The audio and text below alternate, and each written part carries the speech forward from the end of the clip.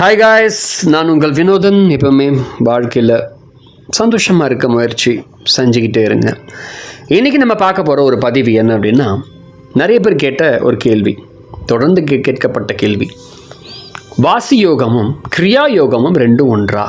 வாசி யோகம் வெஸ் கிரியா யோகம், இதை பற்றி ரெண்டுத்துக்கான ஒரு எக்ஸ்ப்ளனேஷனுக்கான ஒரு வீடியோ.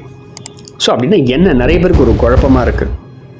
ஸோ கிரியா யோகம் பண்ணுறோம், கிரியா யோகம் வாசி யோகம் மாதிரி தானே, வாசி யோகம் கிரியா யோகம் மாதிரி தானே அப்படின்னு ஒரு கேள்வி தான், வேறு ஒன்றும் இல்லை. ஸோ ஃபஸ்ட்டு நம்ம வாசி யோகத்தை பார்க்கலாம், அதுக்கு பிறகு கிரியா யோகத்தை பார்க்கலாம். அடிப்படையாக வாசி யோகம் என்பது ஒரு அற்புதமான யோக முறை. இது நம்முடைய மூச்சை நெறிப்படுத்துறதுக்கான ஒரு முறை, அவ்வளோதான். கிரியா யோகமும் மூச்சை நெறிப்படுத்துறதுக்கான ஒரு யோக முறை தான். ஆனால் வாசி யோகம் அப்படின்னு சொன்னதுக்கு காரணம் என்னென்னா, வெறும் ப்ரீத்திங் டெக்னிக் மட்டும் இல்லை, அதில் நிறைய விஷயங்கள் சொல்லப்பட்டிருக்கு. கிரியா யோகத்தில் அப்படி இல்லை, வெறும் ப்ரீத்திங் டெக்னிக்ஸ் மட்டும்தான் அதில் இருக்கும். எக்ஸசைஸ் அந்த ப்ராக்டிசஸ் மட்டும்தான் இருக்கும், அதை தவிர வேறு எதுவும் இருக்காது. ரெண்டு முறைகள், கிரியா யோகத்துக்கும் வாசி யோகத்துக்கும் ரெண்டு முறைகளுக்கும் என்ன வித்தியாசம்னா, இதில் வாசி யோகம் என்பது கல்பம், கிரியா யோகம் என்பது யோக கல்பம் அப்படின்னு சொல்லலாம். அப்படின்னா என்ன அப்படின்னா, வாசி யோகம் பயிற்சி செய்கிறோம் அப்படின்னா, இப்போ நான் கூட வாசி யோகம் பயிற்சி பண்ணிகிட்டு இருக்கேன். என்னுடைய குருநாதர் எனக்கு சொல்லிக் கொடுத்த முறையை நான் செஞ்சிட்ருக்கேன். தொடர்ந்து பல ஆண்டுகளாக செஞ்சிட்ருக்கேன். நான் ஒரு 14 வயசுலேருந்து இன்றைக்கி வரைக்கும் நான் பண்ணிகிட்ருக்கேன். அதிகமாக அது 30 வயசுக்கு மேலே தான் அதிகமாக ப்ராக்டிஸ் பண்ண ஆரம்பித்தேன். அதுக்கு கீழே வரைக்கும் கொஞ்சம் ஒரு லெவல் அதுக்கப்புறம் ஏன்னா வயசுன்னு ஒன்று இருக்குது, அந்த வயசுக்கு அளவுக்கு ஏற்ற மாதிரி தான் நம்ம அந்த ப்ராக்டிஸை இன்க்ரீஸ் பண்ணணும். எடுத்த உடனே நான் அதிகமாக பண்ணக்கூடாது. அதனால் ஒரு ஸ்டெப்பாக நான் இன்க்ரீஸ் பண்ணி என்னுடைய வயசு 30வது வயசுக்கு வந்த பிறகு தான் அதிகப்படுத்தி நான் ப்ராக்டிஸை பண்ண ஆரம்பித்தேன். இப்போ வாசி யோகம் அப்படின்ற ஒரு அந்த ப்ராக்டிஸ்க்கு ஒரு பேசிக்கான ஒரு வயசுன்னு ஒன்று இருக்குது. அதுக்கே 20 வயசு 15 வயசு கூட பண்ணலாம். பட் அது பேசிக் லெவல் பண்ணலாம். ஒரு முழுமையான அந்த பயிற்சியை செய்கிறதுக்கு 30 வயசு என்பது ஒரு நல்ல வயசு. அது ஏன்னா நம்ம உடல் அந்த துவன்ற அந்த தன்மையில் வரும்போது அந்த ப்ராக்டிஸை ஸ்டார்ட் பண்ணணும். அப்போ தான் நம்மளோட உடல் அந்த பலத்தை இழுக்கும். ஸோ இந்த வாசியோகம் செய்யும்பொழுது நம்முடைய மூச்சை நம்ம கரெக்டாக நெறிப்படுத்துகிறோம். ஸோ இந்த வாசியோகம் செய்ய என்ன ஆகுது அப்படின்னா, நம்முடைய மூச்சு கொஞ்சம் கொஞ்சமாக கம்மியாகிறத நம்ம வாழ்க்கையில் பார்க்கலாம். அது மட்டும் இல்லாமல் வாசியோகம் செய்யும் பொழுது கல்பங்கள் எடுத்துக்கணும். கல்பங்கள்னால் மூலிகைகள்.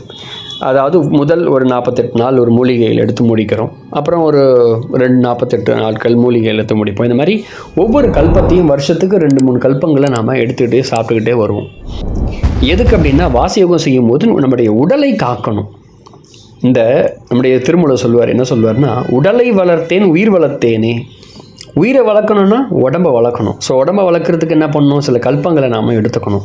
ஸோ வாசி யோகம் செய்யும்பொழுது கல்பங்களை 100% எடுத்தே தீர வேண்டும்.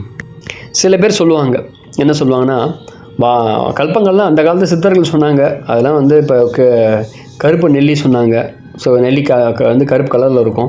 ஸோ அதெல்லாம் அற்புதமான கல்பங்கள். ஸோ அந்த கல்பங்கள்லாம் இப்போ கிடையாது. அதனால் நிறைய பேர் கல்பங்கள்லாம் கிடையாது இப்போலாம் அப்படின்னு நிறைய பேர் சொல்லுவாங்க. கிடையாது, கல்பங்கள் அற்புதமாக இன்றைக்கும் இருக்குது. சித்தர்கள் ரொம்ப நம்ம ஈஸியாக நம்ம அந்த கல்பங்களை ரெடி பண்ணி நம்மளே சாப்பிடலாம். அதுக்கான சில அந்த சில வழிமுறைகளை நெறிப்படுத்தி வச்சுருக்காங்க சித்தர்கள். அவங்கள ஃபாலோ பண்ணவங்க கொஞ்சம் நாட்கள் வர பாரம்பரிய குருமார்கள் அதை பயன்படுத்தி வச்சுருக்காங்க. சில பேர் காட்டில் தான் வாசி யோகம் பண்ணுறவங்களாம் காட்டுக்குள்ளே தான் இருக்கிறாங்க அப்படின்லாம் சொல்லுவாங்க. அப்படிலாம் கிடையாது. காட்டுக்குள்ளே மட்டும் இல்லை, அவங்க வீட்லேயும் இருப்பாங்க, நிறைய ஊர்லேயும் இருப்பாங்க, எல்லா இடத்துலையும் எந்தெந்த இருப்பாங்க. அது ஒன்றும் இல்லை, வாசியோகம் செய்ய நம்முடைய ஆயுசு நாள் கூட போகுது, அவங்களுடைய வாழ்க்கையை அவங்க வாழ்கிறாங்க. ஸோ இதில் தினமும் காலையில் ஒரு வேளை தான் இந்த பயிற்சியை செய்யணும். செய்ய அற்புதமான மாற்றங்கள் உடலில் ஏற்படுது. கல்பங்கள் எடுத்துக்கிறோம். ஸோ இது முழுக்க ப்ரீத்திங்கை பேஸ் பண்ணி தான் இருக்கும். அது கூட சில யோக ஆசனங்கள்லாம் வர ஆரம்பிக்கும். இதையும் கலந்து செய்து நிறைய முறைகள், பிரத்யாகாரம், தாரணை, அப்புறம் தியானம், சமாதி நிலை, அது கூடவே அட்டாச்மெண்ட் ஆகி ப்ராக்டிஸில் வரும் வாசி யோகத்தில். நான் சொல்வது வாசி யோகம் வெறும் ப்ரீத்திங்கை நெறிப்படுத்துறது தான் வாசி யோகம் சொல்கிறேன். அதை தான் நம்முடைய இருக்கிற திருமூலர்கள், அகத்தியர், போகர் எல்லாரும் அதை தான் பண்ணாங்க. நான் நீங்கள் நினைக்கிற மாதிரி இந்த குயில் குத்து, மயில் குத்து, சித்த வித்தியை, ஸோ அதெல்லாம் நான் சொல்லலை, அதெல்லாம் வாசியோகம் கிடையாது, அதெல்லாம் வித்யை முறை. வாசியோகம் டோட்டலாக வேறு, அது வெறும் ப்ரீத்திங்கை நெறிப்படுத்துறது அவ்வளோதான், வேறு எதுவுமே கிடையாது. அந்த ப்ரீத்திங்கை நெறிப்படுத்தும் போது கல்பங்களை நம்ம 100% எடுத்தே தீரணும், அவ்வளோதான். இது கூட கிரியா யோகம் அப்படின்னா என்னென்னா, இது ஜஸ்ட் ப்ராக்டிசஸ். நம்முடைய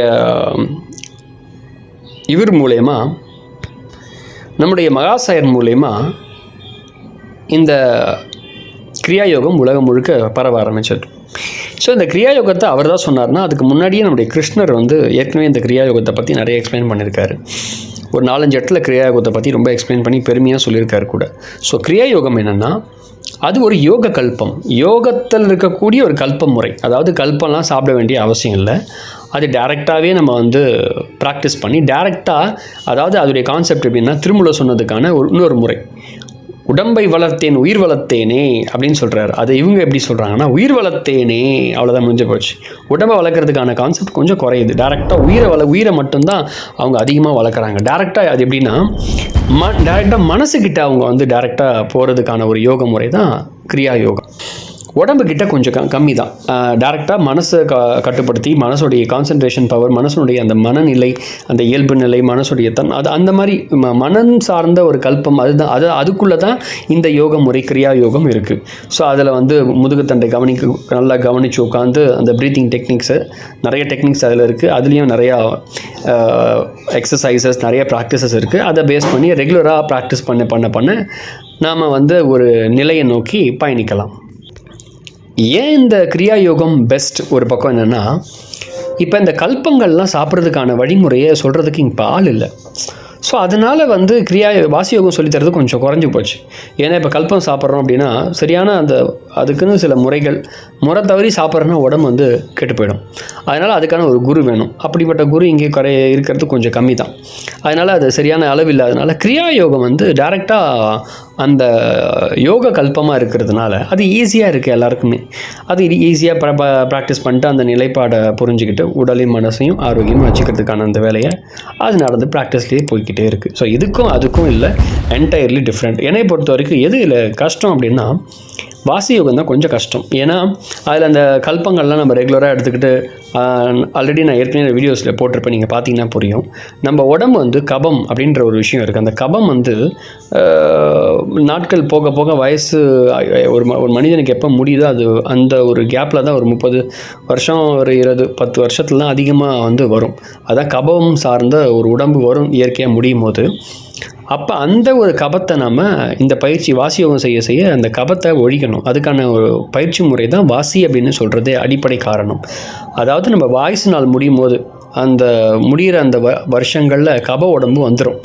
அதை நம்ம இப்போ எடுத்துட்டோம், வாசியோகம் பண்ணி எடுத்துட்டோம் அப்படின்னா, உடம்பை வளர்த்தேன் உயிர் வளர்த்தேனே அப்படின்னு சொல்லி திருமூலர் சொன்னதுக்கான வழிமுறையை பிடிச்சிடலாம். ஆனால் கிரியா யோகத்தில் அது கிடையாது. அந்த கபத்தை எடுக்கிறதுக்கான வழிமுறை அங்கே நடக்காது. கிரியா யோகத்தில் எப்படின்னா, டைரெக்டாக மனசுக்குள்ளே டைரெக்டாக மனசை செம்மைப்படுத்துறதுக்கான வழி டைரெக்டாக போயிடும். உடம்பை வளர்க்குறதுக்கான வழிமுறை அங்கே ரொம்ப கொஞ்சம் கம்மி தான். பட் அதுக்கான எக்ஸசைஸ், அதுக்கான விஷயங்கள்லாம் கொஞ்சம் இருக்கும். பட் ஆனால் அது வேறு. இன்னொரு விஷயம், கிரியா யோகம் ஒரு தடவை நம்ம கற்றுக்கிட்டு ஈஸியாக ப்ராக்டிஸ் பண்ணலாம். அதனால் எந்த ஒரு தீங்கு வினைகள் அந்த மாதிரிலாம் ஏற்படுத்துறதுக்கான வழிமுறைகள்லாம் கொஞ்சம் இல்லை. ஸோ அதனால் அதை ஈஸியாக வேறு பண்ணலாம். மைண்ட் டேரெக்டாக அதுக்குள்ளே கனெக்ட் ஆகிட்டு ரொம்ப ஈஸியாக இருக்கும், அவ்வளோதான். வாசி யோகம் கொஞ்சம் கஷ்டம், வேறு ஒன்றும் கிடையாது. அதுக்குன்னு சில முறைகள்லாம் இருக்குது. கல்பங்கள் அதெல்லாம் சாப்பிட்ணும். ரெண்டாவது, அதை சரியான முறையில் ரெகுலராக ப்ராக்டிசஸ் பண்ணணும். மனசை சரியான முறையில் வச்சுருக்கணும். இன்னொரு விஷயம், உடம்பை நம்ம சரியான முறையில் ரெடி பண்ணிட்டோம்னா மனசும் அது கூட ப்ரிப்பேர் ஆகிடும். மனசையும் உடம்பையும் நேர்கோட்டு கொண்டு வர்றது வாசியோகம். கிரியாயோகம் மனசை மட்டும் டைரெக்டாக அந்த உயர்நிலைக்கு கொண்டு போகிறதுக்கு வழியே இருக்கிறது கிரியாயோகம். பட் என்னை பொறுத்தவரைக்கும் ரெண்டும் ப்ராக்டிசஸ் ஒத்து வச்சு பார்க்கும்போது நான் ரெண்டுத்தையும் பண்ணியிருக்கேன். அதனால் என்னோடய எக்ஸ்பீரியன்ஸ் ரெண்டும் ஈக்குவலாக இருக்கிற மாதிரி இருக்குது, ஆனால் இல்லை. அதுதான் என்னோடய எக்ஸ்பீரியன்ஸ். ரெண்டுத்துக்கும் நிகர் ஒரே மாதிரி தான் இருக்கும், ஆனால் ஒரு மாதிரி இல்லை. அதை வந்து எக்ஸ்பீரியன்ஸ் பண்ணும்போது தான் தெரியும் கூட. எனக்கு கிரியாயோகமும் தெரியும், வாசியோகமும் தெரியும். பட் அது ரெண்டுத்தையும் பண்ணியிருக்கேன். அதில் இருக்கக்கூடிய அனுபவத்தை நான் வச்சு சொல்கிறேன். ரெண்டுத்துக்கும் கொஞ்சம் ரெண்டுத்துக்கு ஏணி வச்சா கூட எட்டாது. பட் ஆனால் ரெண்டும் ஒரே மாதிரி தான் இருக்கும். பட் வித்தியாசம் மட்டும் தெரியும். ஆனால் இது டைரெக்டாக மைண்டோட கனெக்ட் ஆகிறது, இது உடலையும் மனதையும் ரெண்டுத்தையும் சேர்த்து கனெக்ட் பண்ணுறது. இது என்னுடைய அனுபவம். ஆனால் சில பேருக்கு வந்து கிரியாயோகம் ப்ராக்டிஸ் பண்ணுறவங்க டைரெக்டாக உடம்பும் ஆரோக்கியமாக இருக்குது, மனசும் ரெண்டுமே நல்லா இருக்குது அப்படின்னு சொல்லுவாங்க. பட் அது நல்லது தான். பட் ஆனால் இன்டர்னல் ப்ராசஸ்னு ஒன்று இருக்குது. அதாவது உடம்புக்குள்ளே நடக்கக்கூடிய சில தத்துவங்கள்னு ஒன்று இருக்குது. இப்போ கபத்தை வந்து ரிமூவ் பண்ணோன்னா கிரியா யோகம் மூலியமாக கபத்தை ரிமூவ் பண்ணுறது கொஞ்சம் கஷ்டம்தான்.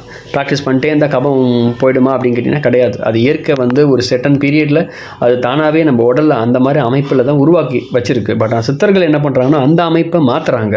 வாசி யோகம் மூலிமா அந்த பயிற்சி செய்ய செய்ய செய்ய செய்ய அந்த கபத்தை அழிக்கிறதுக்கான சில முறைகள், மருந்துகளை எடுத்து அந்த கபத்தை ஒழிக்கிறதுக்கான வேலைகள் நடக்குது. ஸோ இது மாதிரி நிறையா இதுக்கு அதுக்கும் கொஞ்சம் என்டையர்லி கொஞ்சம் டிஃப்ரெண்ட் இருக்குது. பட் சிம்பிள், இறைவனை நோக்கி அந்த பக்தி வழிக்குள்ளே கொஞ்சம் போய், அது மட்டும் இல்லை, பக்தி வழி மட்டும் இல்லாமல் அந்த தியான நிலை, உயர்நிலை, டைரெக்டாக மைண்டு, ஸோ அது கூட கனெக்ட் ஆகி கொஞ்சம் நல்லா மனசை நல்லா நம்ம கான்சன்ட்ரேஷன் பவர் நல்லா வச்சுருக்கணும் அப்படின்னு ஆசைப்பட்றவங்க வந்து கிரியா யோகம் பயிற்சி பண்ணுங்கள், ரொம்ப நல்லது. ஸோ சித்த நிலைக்குள்ளே ரொம்ப இன்னும் டெப்த்தாக நம்முடைய உடலையும் மனதையும் மெருகேற்றி உயர்நிலை யோகத்துக்குள்ளே பயணிக்கணும், இன்னும் டெப்த்தாக என்ன இறங்கி பார்த்துடலாம் அப்படின்னு நம்ம நினைக்கிறோம், தேடுறோம் அப்படின்னா அது வாசி யோகம். வாசி யோகம் என்பது ஒரு எடுத்தோடனே அதுக்குன்னு ஒரு வயசு இருக்குது. கிரியா யோகம் என்பது வயசு அல்ல. ஸோ வந்து யார் வேணால் எந்த வயசில் வேணாலும் பண்ணலாம், தப்பில்லை.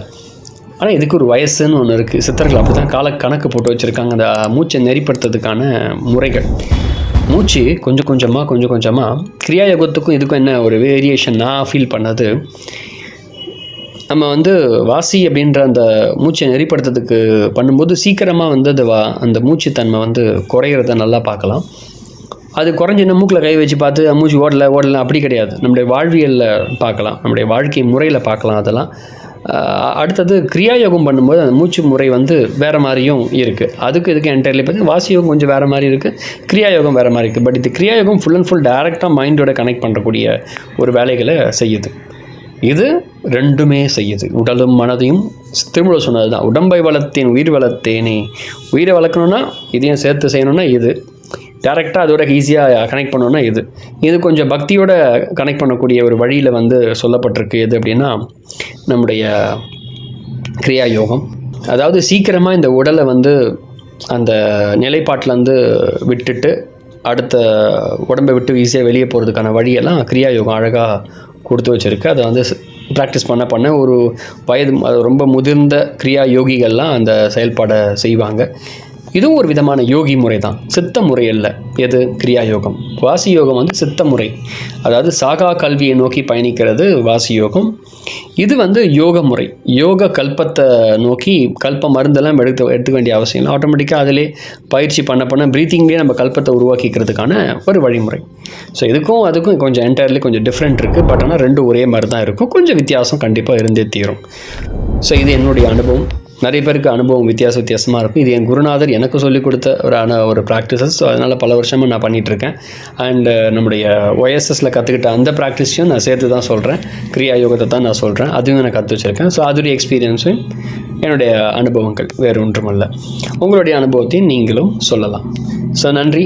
அடுத்த பதிவில் வேறு ஒரு தகவலுடன் பார்க்கலாம். ஸோ ஃபஸ்ட் டைம் வீடியோ பார்க்குறீங்கன்னா மறக்காமல் வீடியோவை ஷேர் பண்ணுங்கள் அண்ட் சப்ஸ்கிரைப் பண்ணுங்கள் மறக்காமல், அடுத்தவங்களுக்கு ஷேர் பண்ணுங்கள் கூட. நன்றி.